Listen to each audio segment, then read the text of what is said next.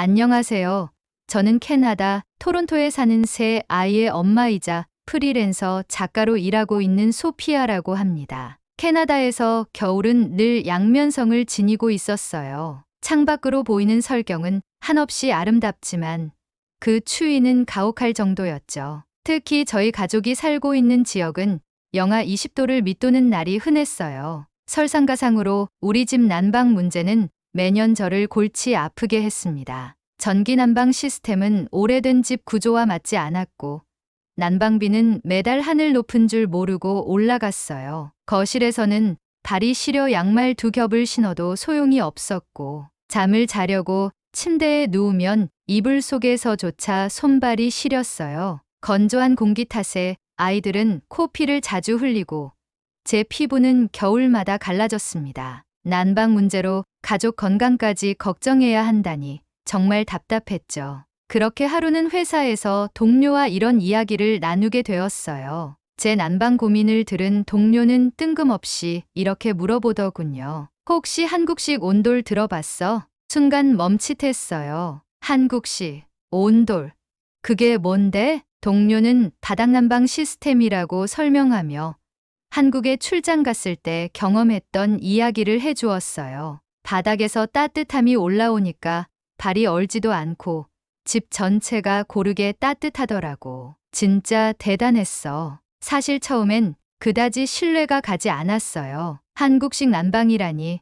한국의 겨울이 추운 나라라는 건 알지만 캐나다의 겨울과 비교가 될까 싶었죠. 하지만 집에 돌아온 후 호기심에 온돌이라는 단어를 검색해 봤어요. 온돌이 단순한 난방 기술이 아니라 2000년 이상의 역사를 가진 전통적인 한국식 난방 방식이라는 걸 알고 나니 더 흥미로웠습니다. 바닥을 따뜻하게 데우는 방식으로 집 전체를 골고루 데운다는 점이 무척 신기했어요. 그때 알게 된 건 한국 난방 시스템이 전통을 기반으로 현대 기술과 결합해 더 발전했다는 사실이었어요. 온돌 시스템에 기반한 현대 난방 기술은 환경도 생각하면서 효율도 높다고 했죠. 이거 진짜 괜찮은데?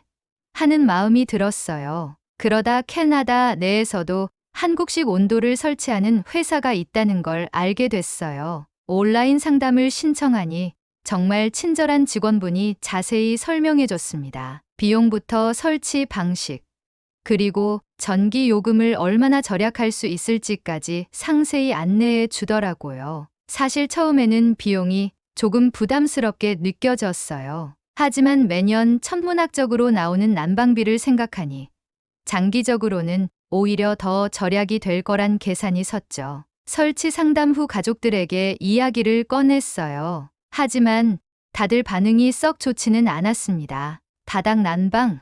그게 어떻게 우리 집에 맞겠어? 또 돈만 버리는 거 아니야? 그냥 전기 난방기 좀 더 좋은 거 사자. 굳이 이런 생소한 시스템을 도입할 필요 있어? 아이들까지도 고개를 갸웃하며 묻더군요. 엄마, 그거 한국에서나 쓰는 거 아니야?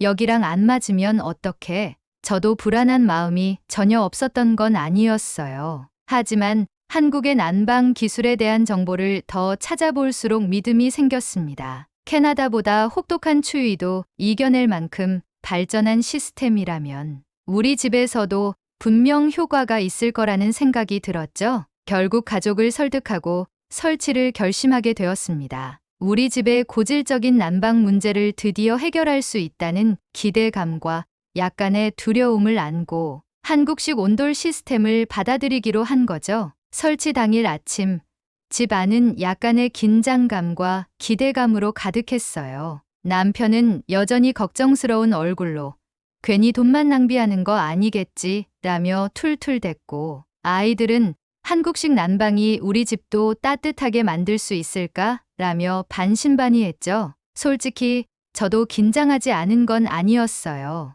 하지만 이 선택이 우리 가족에게 긍정적인 변화를 가져올 거야 라는 희망이 더 컸습니다. 설치팀이 집에 도착하자마자 일사천리로 작업을 시작했어요. 그들은 먼저 우리 집 바닥 구조를 꼼꼼히 점검하더군요. 특히 오래된 배관이 한국식 온돌 시스템과 완벽히 호환되지 않는다는 문제가 발견됐습니다. 이 배관은 노후화돼서 온수 순환이 잘 안 될 가능성이 있어요. 추가 작업이 필요할 것 같습니다. 그 말을 듣는 순간 남편이 옆에서 심드렁하게 말했죠. 그것 봐.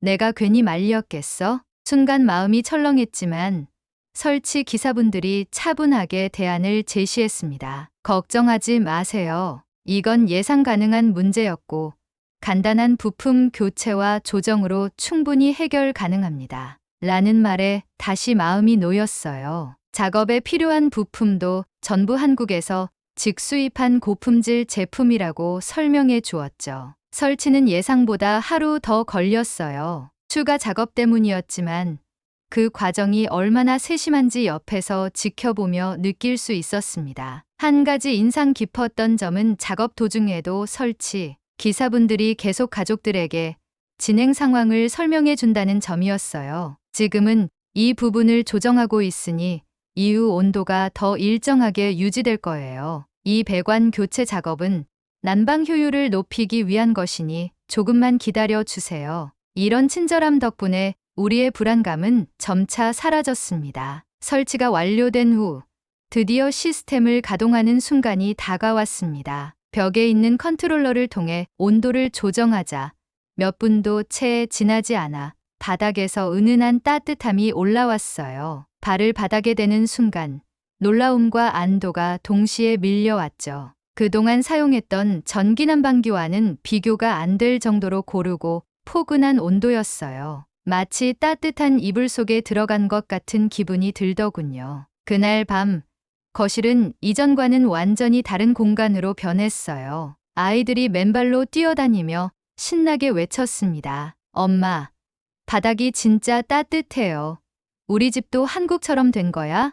남편도 미소를 띠며 말했죠. 이 정도면 나쁘지 않네. 괜히 걱정했나 봐. 그는 비로소 이 난방 시스템을 조금씩 신뢰하기 시작한 것 같았어요. 하지만 제가 가장 크게 느낀 변화는 공기였어요. 전기 난방기를 사용할 때마다 집 안은 항상 건조했는데 이제는 따뜻함과 함께 적당한 습도가 유지되는 게 느껴졌습니다. 감기로 고생하던 아이들도 그날 밤에는 코막힘 없이 푹 잘 잤고요. 설치 후 첫 주말, 가족 모두가 거실에 모여 있었습니다. 따뜻한 바닥에서 보드게임을 하고 한국식 난방 덕분에 가족이 하나로 모였다는 느낌이 들었죠. 한국 드라마에서 자주 보던 온돌방에 둘러앉은 가족들의 모습이 자연스럽게 우리 집에서도 재현되었어요. 그 순간 문득 한국식 온돌이 단순히 난방 시스템, 그 이상이라는 생각이 들었습니다. 그 따뜻함이 단지 집 안의 온도를 올리는데 그치지 않고 우리 가족을 더 가까워지게 만들었으니까요. 그날 저녁 남편이 갑자기 한국 음식을 먹어보고 싶다며 한인 마트에서 산 떡볶이와 만두를 꺼내왔습니다. 온돌 설치를 결정한 후 우리 가족은 자연스럽게 한국 문화에도 흥미를 느끼기 시작했어요. 난방 시스템 하나가 이렇게 우리 삶을 바꿔놓을 줄은 상상도 못했죠. 물론 앞으로 어떤 일이 생길지는 모르겠지만 이 선택이 우리 가족에게 최고의 겨울을 선물해 줄 것 같다는 확신이 들었습니다. 온돌 시스템이 가져온 변화는 시작에 불과했습니다. 따뜻한 바닥 위에서의 시간이 우리 삶에 더 큰 영향을 미칠 것을 깨닫는 데는 오랜 시간이 걸리지 않았죠. 온돌 설치 후 처음 맞이한 캐나다의 한겨울은 마치 전혀 다른 계절처럼 느껴졌습니다. 집 안은 항상 포근했고 따뜻한 공기가 구석구석까지 고르게 퍼졌죠. 아이들은 더 이상 추위를 피해 두꺼운 양말을 껴 신지 않았고 저는 아침마다 건조한 공기로 인해 코가 답답했던 날들이 멀게만 느껴졌어요. 그러나 온돌 시스템의 증가를 깨닫게 된 건 단순히 집이 따뜻해진 것 이상의 경험 때문이었어요. 어느 주말 오후 남편과 저는 따뜻한 거실 바닥에 앉아 커피를 마시고 있었습니다. 남편이 문득 말했죠.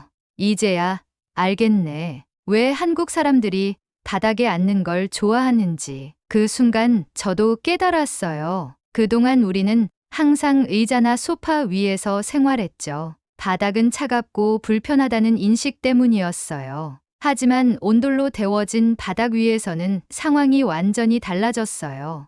따뜻하고 편안한 바닥에 앉아 있으니 소파가 그다지 필요 없더라고요. 남편은 이런 경험이 우리 삶에 작은 변화를 가져왔다는 걸 인정했습니다. 내가 이렇게 바닥에 오래 앉아 있을 줄은 몰랐어. 이게 그냥 난방이 아니라 생활 방식을 바꾸는 것 같아. 아이들도 바닥 생활을 자연스럽게 받아들이기 시작했어요. 거실 바닥에 이불을 깔고 그곳에서 독서를 하거나 숙제를 하는 모습이 종종 보이기 시작했죠. 아이들 방에서도 책상 대신 바닥에 앉아 공부하는 일이 늘었어요. 그러던 중 우리는 한국의 전통적인 바닥 문화와 온돌의 역사에 대해 더 알고 싶어졌습니다. 인터넷에서 찾아보니 온돌이 단순히 난방 기술이 아니라 한국의 생활 철학이 녹아있는 시스템이라는 걸 알게 됐죠. 가족 중심의 문화, 공간을 효율적으로 활용하는 방식, 그리고 자연을 거스르지 않는 친환경적 접근 방식이 온돌에 담겨 있다는 사실은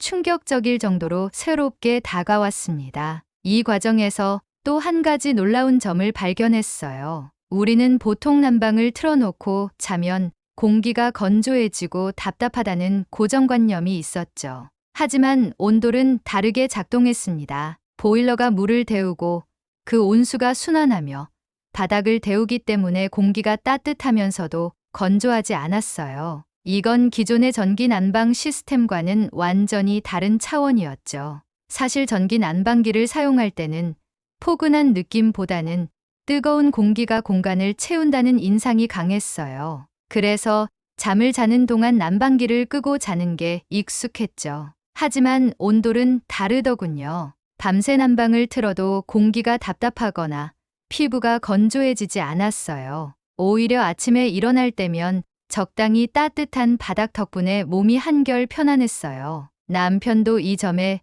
깊이 감탄했습니다. 여태껏 난방은 그냥 방을 덮이는 기계라고만 생각했는데 이건 사람을 배려한 시스템 같아. 아마 한국 사람들이 이런 세세한 부분까지 신경 쓰는 거겠지. 그의 말에 저는 크게 고개를 끄덕였습니다. 그렇게 한국식 난방에 대해 알아갈수록 그 속에 담긴 한국 문화의 섬세함이 보였어요. 단순히 효율적인 난방 시스템이 아니라 사람들의 건강과 생활 방식을 고려한 깊은 철학이 느껴졌습니다. 그러다 어느 날 저희 가족은 특별한 경험을 하게 됐어요. 난방 시스템을 설치해준 회사에서 정기 점검 서비스를 제공한다는 연락이 왔습니다. 점검이라뇨? 벌써 문제가 생긴 건가요? 하고 물었더니 그쪽 담당자는 웃으며 이렇게 대답하더군요. 아니요. 문제가 없더라도 정기적으로 시스템 상태를 확인해 드리는 서비스입니다. 한국에서는 고객 만족도를 높이기 위해 이런 점검을 기본적으로 제공하고 있어요. 정기 점검?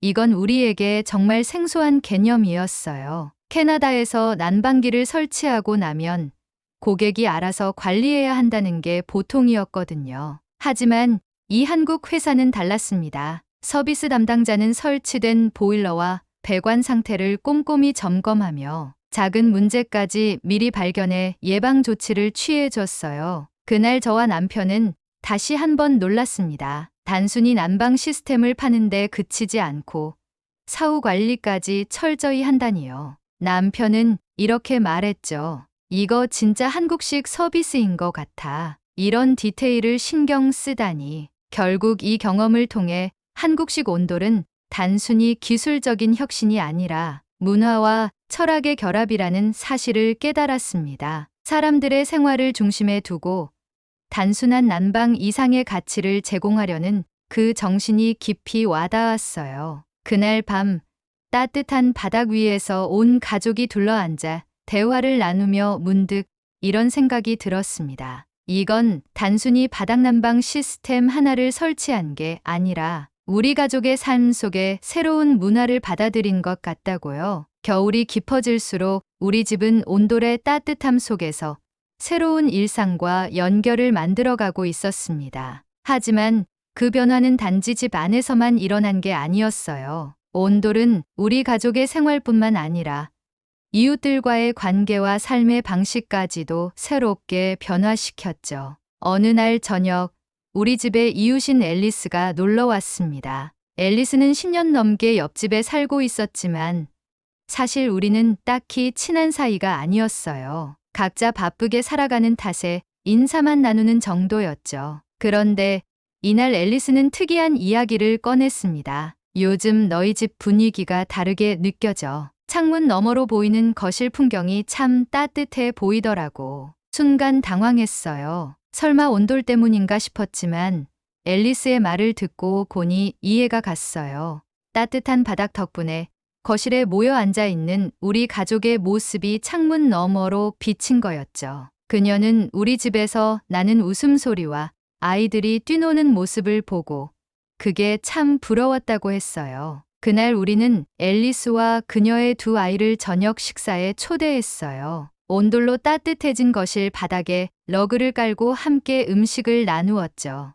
앨리스의 아이들은 맨발로 거실을 뛰어다니며 이렇게 따뜻한 바닥은 처음이야 라며 신기해했습니다. 앨리스도 놀란 표정으로 말했죠. 이건 단순히 난방이 아니라 생활 방식 자체를 바꿔주네. 우리 집도 온돌인지 몽돌인지 깔고 싶네. 얘들아, 우리 집도 소피아 이모 집처럼 해볼까? 네. 엄마, 좋아요. 그날 이후로 앨리스와 우리는 더 가까운 이웃이 되었어요. 온돌은 단지 우리 가족만을 따뜻하게 한 게 아니라 이웃들과의 관계도 따뜻하게 만들어 주었죠. 어느 날 막내딸이 학교에서 가족과 함께하는 특별한 추억이라는 주제로 발표를 준비했어요. 아이는 고민 끝에 거실에 앉아 가족 사진을 정리하더니 제게 이렇게 물었어요. 엄마, 우리 거실에서 찍은 사진이 왜 이렇게 많아? 알고 보니 온도를 설치한 이후 가족 사진의 대부분이 따뜻한 바닥 위에서 찍힌 거였어요. 아이들이 책을 읽거나 놀고 가족들이 함께 모여 웃고 떠드는 순간들이 사진 속에 고스란히 담겨 있었습니다. 딸은 웃으며 말했어요. 이제 거실이 우리 집에서 제일 중요한 공간인 것 같아. 그 말을 들으니 가슴이 뭉클했어요. 따뜻한 바닥 위에서 함께 보낸 시간들이 우리 가족에게 새로운 추억을 선물했음을 깨달았죠. 온돌은 단순히 난방 시스템 이상의 의미를 우리에게 남겼어요. 따뜻함이란 단순히 온도를 높이는 것이 아니라 사람들 사이를 잇는 연결고리가 될 수 있다는 걸 알게 되었죠. 남편은 어느 날 제게 이렇게 말했습니다. 온돌은 그냥 바닥을 데우는 장치가 아니라 가족이 함께 시간을 보내는 걸 자연스럽게 만들어 주는 것 같아. 덕분에 우리도 더 가까워졌고 그는 예전보다 아이들과 보내는 시간이 늘었다는 걸 깨닫고 무척 뿌듯해했어요. 예전에는 각자의 방에서 따로 시간을 보내는 게 익숙했지만 이제는 따뜻한 바닥 위에서 함께 앉아 대화를 나누는 게 자연스러워졌으니까요. 온돌이 우리 가족의 생활을 바꾼 이야기를 들은 몇몇 친구와 이웃들이 저희 집에 방문해 직접 경험해 보겠다고 했어요. 그들은 온돌의 따뜻함을 느끼며 한국식 난방에 대한 관심을 보였습니다. 친구 중 한 명은 이런 시스템이 캐나다에서도 더 많이 쓰이면 좋겠어. 환경적으로도 더 효율적이잖아 라며 감탄했어요. 이후로 저는 온돌만큼이나 한국 문화와 전통에 대한 관심을 넓혀갔습니다. 온돌이 그저 난방 기술이 아니라 인간의 생활 방식과 철학을 담은 시스템이라는 걸 깨닫고 나니 한국이란 나라에 대해 더 알고 싶어졌어요. 어느 겨울밤 온 가족이 거실에 모여 다 함께 영화를 보고 있었습니다. 따뜻한 바닥 위에서 두 아이는 서로 기대어 잠이 들었고 남편은 담요를 덮고 가만히 창밖에 눈 내리는 풍경을 보고 있었죠. 그때 남편이 이렇게 말했어요. 이 따뜻함을 한국에서는 수천 년 전부터 누리고 있었다니. 정말 놀랍지 않아? 우리도 이렇게 따뜻한 문화를 받아들일 수 있어서 참 감사해. 그의 말에 저도 고개를 끄덕이며 창밖을 바라봤어요. 눈 내리는 캐나다의 겨울이 그 어느 때보다 따뜻하게 느껴졌습니다. 한국식 온돌은 단순히 우리 가족의 집을 따뜻하게 만든 난방 기술이 아니었어요. 그것은 가족을 하나로 모으고 새로운 문화를 배우게 하며 삶의 방식을 바꾼 특별한 경험을 선물했습니다. 온돌이 가져다준 변화는 우리 가족뿐만 아니라 이웃들과 친구들에게도 새로운 영감을 주었습니다. 따뜻함이란 단순히 온도를 높이는 것이 아니라 사람 사이의 관계를 가까워지게 하는 힘이 있다는 걸 깨닫게 해준 경험이었죠. 온돌 하나로 겨울이 이렇게 바뀔 줄은 정말 몰랐어요. 우리 삶을 따뜻하게 해준 한국 문화와 기술, 정말 감사드립니다. 오늘의 사연은 여기까지입니다. 우리는 아무렇지 않게 누리고 있는 온돌이, 캐나다에서는 가족과 이웃을 긍정적으로 변화시키는 놀라운 문화라는 걸 느끼게 되는 사연이었습니다. 다음에도 또 새로운 이야기를 나누고 싶으시다면 좋아요와 구독 부탁드립니다. 끝까지 시청해 주셔서 감사합니다.